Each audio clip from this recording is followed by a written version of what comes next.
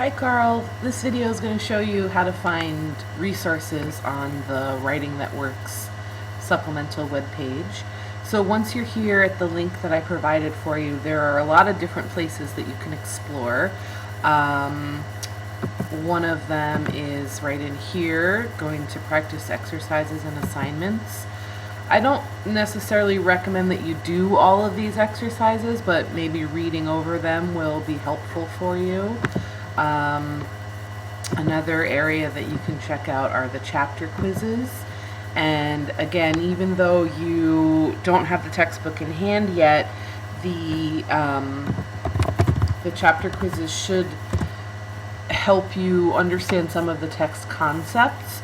You're going to need to go over here and create a new student account, which is free. So I'm just trying to log in here so that I can show you what the chapter test looks like, the practice tests, and hopefully this won't take too long.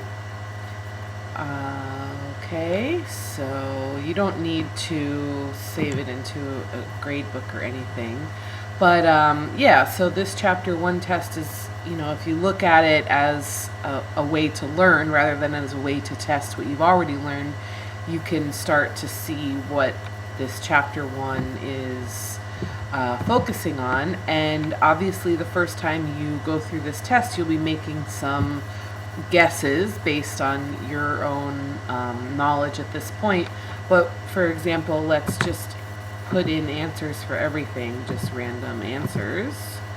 And once you do that and submit the test, and I'm just gonna go all the way down and not complete it, then this is going to show you what the correct answers actually are, and you can learn from that. It's certainly not as good as having the textbook, but it will get you through this week, and you can check out my email to see the advice that I gave you about making sure that you get a textbook in hand. There are other resources here on this website, such as some web links for some supplemental material related to the chapters.